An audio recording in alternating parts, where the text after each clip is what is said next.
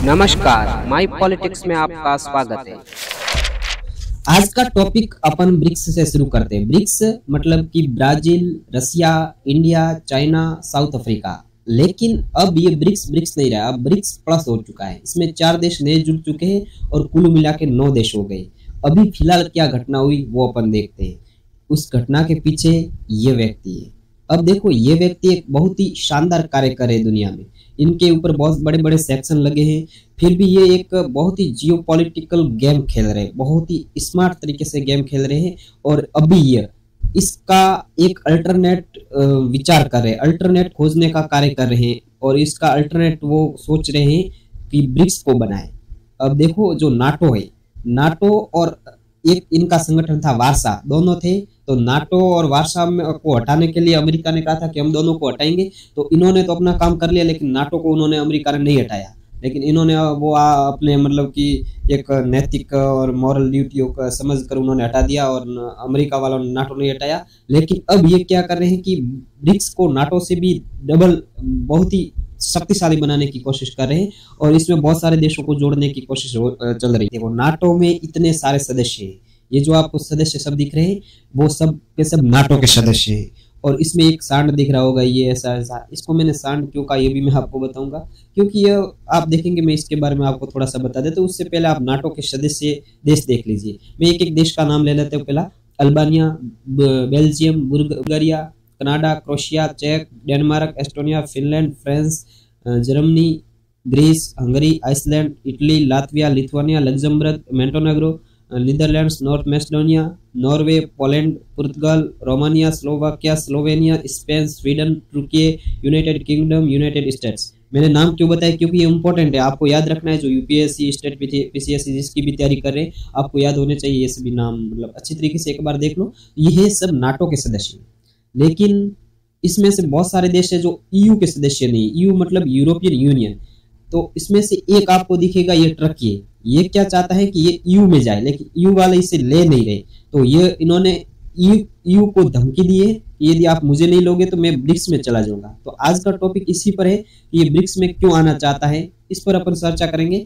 उससे पहले अपन देख लेते हैं इस व्यक्ति को। ये है अर्दोगन। अभी मैंने इसको सांड कहा था क्योंकि ये व्यक्ति पूर्ण रूप से भारत का विरोधी, इंडिया का, मतलब जहां भी आप इसे देखोगे इंडिया का विरोध करता दिखेगा। ये कश्मीर का मुद्दा उठाता है, पाकिस्तान के समर्थन में कार्य करता है और पूर्ण रूप से भारत का विरोधी है। लेकिन इसके देश में भी एक साइप्रस मुद्दा चलता है, वो भारत उसके लिए उठाता है मुद्दा, पूर्ण रूप से उसकी दुखती हुई नब्ज उठाता है। तो ये पूर्ण रूप से पाकिस्तान के फेवर में कार्य करता है और खुद को मतलब बताता है कि इस्लामिक वर्ल्ड का सबसे मतलब सुप्रसिद्ध नेता और खुद को पॉपुलरिटी देने की कोशिश करता है इस्लामिक वर्ल्ड में। ये व्यक्ति सब कार्य कर रहा है। ये कह रहा है कि मैं ब्रिक्स में चला जाऊंगा यदि मुझे नाटो, वो यूरोपियन यूनियन वाले नहीं लेंगे। तो इसने देखो धमकी भी दी है कि यदि मुझे इसमें नहीं लोगे तो मैं ब्रिक्स में चला जाऊंगा।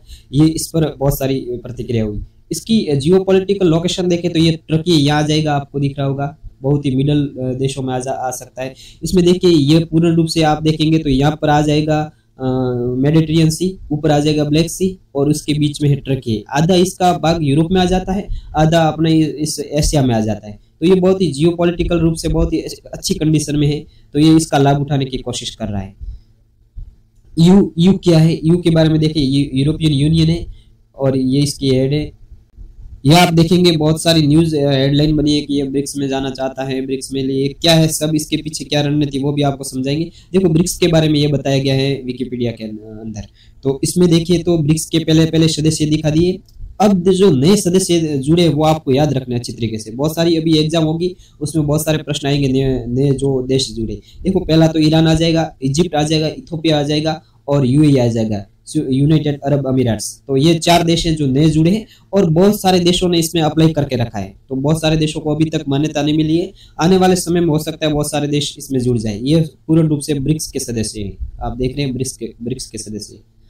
अब देखिए, इसका एक्सपेंशन करेंगे तो इसमें बहुत सारे देश, देखो यहाँ पर जो रेड में है वो अभी मेंबर है, जो न्यू मेंबर है वो आप देखिए ग्रीन में, और जिन्होंने अप्लाई किया वो येलो में। देखो, बहुत सारे देशों ने अप्लाई करके रखा है। इसमें आप देखेंगे तो अभी देखिए कितने देशों ने अप्लाई करके रखा है। यहाँ पर ये है बहुत सारे, अलग अलग मैं नाम बता लूंगा। अर्जेंटीना पहले इसका सदस्य बना था, लेकिन वहां पर थोड़े लोगों ने प्रोटेस्ट किया तो उसके कारण वो वापस उन्होंने रिजाइन कर लिया, वापस ब्रिक्स से बाहर चला गया।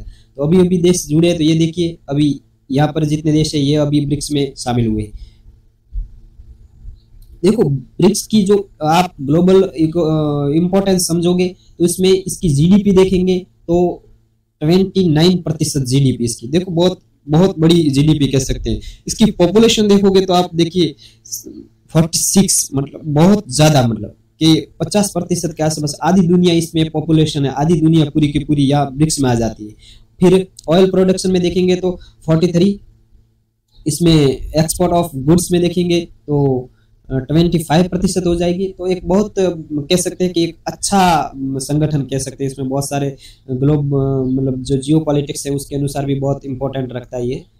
अब देखिए यहाँ पर ये देश है जो फ्यूचर में मेंबर बनने वाले हैं, इनमें से इन्होंने सबने अप्लाई करके रखा है। इसमें आप टर्की देखिए, टर्की ने भी अप्लाई करके रखा है, और बहुत सारे देश है जो आपको याद रखने की जरूरत नहीं है, इसमें से जब जुड़ जाएंगे तब आप याद करेंगे। अब यहाँ पर आप देखेंगे तो टर्की ने अप्लाई किया है ऑफिशियली ब्रिक्स के लिए। देखो इसके पीछे भी अभी अपन देखते हैं कि क्या रणनीति है। ये देखिए अब अपन देखेंगे टर्की की जो भौगोलिक अवस्थिति है। यहाँ पर टर्की है, यहाँ पर बुल्गारिया है, यहाँ पर ग्रीस है, यहाँ पर जॉर्जिया आ जाता है, ऊपर आ जाएगा यूक्रेन, और ये आ जाएगा ब्लैक सी, और ये आ जाएगा मेडिटेरियन सी, भूमध्य सागर। तो यहाँ से जो भी माल वगैरह ले जाना है, वस्तु वगैरह ले जाना है, यहाँ से यहाँ का मार्ग हो जाता है। इसे कहते हैं बॉस्फोरस जल संधि। इस्तांबुल के आसपास यहाँ से बॉस्फोरस जल संधि हो जाती है, जहाँ से यूरोपियन देशों से जो एशियन देश हैं वहाँ पर सप्लाई होती है बहुत सारे मालों की, और इधर से यहाँ से जाएंगे तो बहुत सारे यूरोपियन देशों के लिए भी यहाँ से सप्लाई होती है, और यहाँ पर यूक्रेन वगैरह, रशिया वगैरह, रशिया से जो भी सामान आता है वो यहाँ से जाता है। तो ये बहुत ही जियोपॉलिटिकल रूप से और जियोग्राफिक के अनुसार बहुत ही इंपॉर्टेंट लोकेशन है यहाँ की इसकी स्थिति। ये देखिए ये ऊपर यूक्रेन आ जाता है, नीचे आ जाता है टर्की। यहाँ से जो भी माल वगैरह सप्लाई करते हैं यहाँ से, देखो मैंने बताया ना बॉस्फोरस जल संधि है यहाँ पर, यहाँ से जाता है सामान वगैरह। ये भी आपको दिखा लिया। देखो ये भी आप देख लीजिए 95% जो भी ग्रेन वगैरह होता है वो यहाँ से जाता है, मतलब कम्प्लीटली। ये देखिए इसका ये रूट देखिए, ब्लैक सी से होते हुए, मरमरा सागर से होते हुए एजियन सी तक जाता है। ये पूर्ण रूप से अपना आ जाता है टर्की के आसपास। तो बहुत ही इंपॉर्टेंट लोकेशन है इसकी। तो ये आप देख सकते हो टर्की की भौगोलिक अवस्थिति बहुत ही मतलब इम्पोर्टेंट है। यहाँ से कोई भी माल एशिया में जाना तो यहाँ से यहाँ आ जाएगा। अब देखेंगे कि ब्रिक्स में क्यों शामिल होना चाहता है तुर्की। देखो तुर्की के वास्तविक इसका मैं आपको कारण बताऊं तो इसका कोई ज्यादा कारण ये नहीं है। ये क्या चाहता है कि इसको यूरोपियन यूनियन में सदस्यता मिल जाए। देखो यदि यह दो इसके सामने ऑप्शन है, समझो कि एक यूरोपियन यूनियन है और एक है ब्रिक्स, और दोनों कहते हैं कि आ जाओ, तो ये सबसे पहले जाएगा इसमें, क्योंकि ये बहुत ही डेवलप्ड देशों का समूह है। ये अपन आ जाते इसमें, इतने डेवलप नहीं है जितना ये डेवलप्ड है। तो ये पूर्ण रूप से इसकी कोशिश, ये इसने हजारों बार इसमें अप्लाई किया होगा लेकिन इसे अभी तक सदस्यता नहीं मिली है। तो ये चाह रहा है इसमें जाना, लेकिन अब इनको धमकी दे रहा है कि यदि आप मुझे नहीं लोगे तो मैं चला जाऊंगा इसमें। तो इसका ये मतलब पूरा पॉइंट ऑफ व्यू है, सब ये रखने की कोशिश कर रहा है।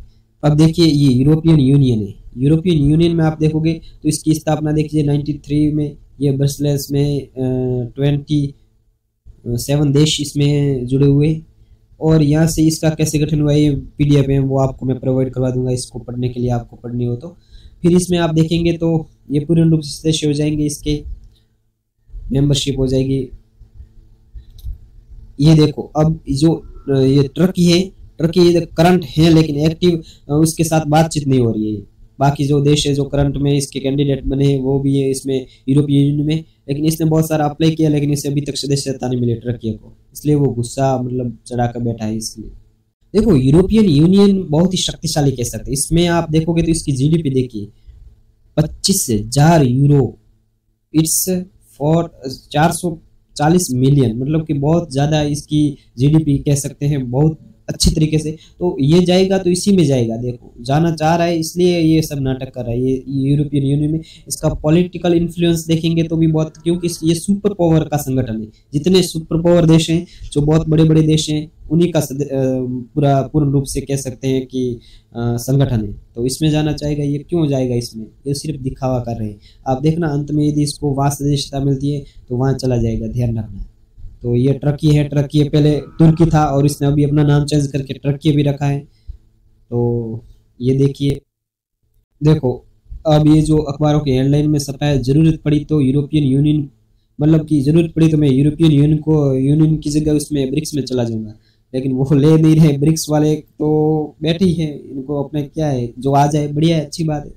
तो यूरोपियन यूनियन में इन्होंने वार्ता की थी, लेकिन देखो 1999 में शामिल होने के लिए आवेदन किया था, फिर साल 2005 में भी आवेदन हुई था, चर्चा हुई थी, उसमें भी कुछ नहीं हुआ। 2018 में भी इन्होंने कोशिश की थी, लेकिन उन्होंने कहा कि लोकतांत्रिक चूक के हवाले देते हुए नेगोशिएशन ही बंद कर दिया। तो इस प्रकार बहुत सारे बार इसने अप्लाई किया था, लेकिन उन्होंने बात नहीं की। देखो यूरोपियन यूनियन का सदस्य बनता है तो इसको पहला फायदा क्या होता है, इसके सदस्य बनने पर पहला फायदा देखिए, आसान भाषा में समझे तो यूरोपियन यूनियन में शामिल किसी भी देश में हमला होता है तो बाकी देश उसकी मदद करते हैं। देखो बहुत, तो कह सकते हैं कि यूरोपियन यूनियन वाले सभी बहुत ही मतलब सुपर पावर देश है, तो उनको सहायता मिल जाएगी तो ये वहीं पर जाएगा।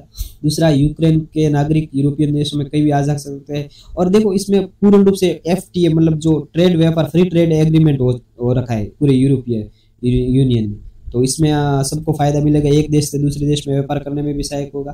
तो ये कोशिश कर रहा है कि ये यूरोपियन यूनियन में जाए, लेकिन इसको वो सदस्यता नहीं दे रही, सबसे बड़ी बात यही है। बाकी अपन देखेंगे तो इसमें अपन ने देख लिया कि ब्रिक्स का हवाला देकर वो यूरोपियन यूनियन में जाने की कोशिश कर रहा है। ये व्यक्ति एक अच्छा जियोपॉलिटिकल गेम खेल रहे हैं, बहुत अच्छी काम कर रहे हैं। यदि ये इनके साथ आ जाता है तो भी इनके लिए बहुत इंपॉर्टेंट रहेगा कि क्योंकि बहुत सारी जो देखो लोकेशन इनको मिल जाएगी, टर्की की लोकेशन मिल जाएगी, फिर यहाँ से इजिप्ट भी अपने ब्रिक्स का सदस्य बन चुका है, और यहाँ से जाते जाते हुए या फिर एक इथोपिया आ जाएगा, वो भी इसका सदस्य बन चुका है। फिर यहाँ से व्यापार अपने शामिल मतलब व्यापार आसान हो जाएगा पूरे भारत और पूरे अपने एशियन वर्ल्ड के लिए। तो अच्छी बात है कि यदि हो जाए तो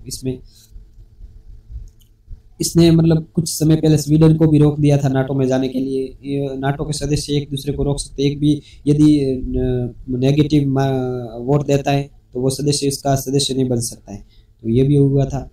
तो कुल मिला के बात कही तो ये भाई साहब जाना चाहते हैं यूरोपियन यूनियन में, लेकिन अब वो नहीं ले रहे, तो ये कह रहे हैं कि मैं ब्रिक्स में जाऊंगा।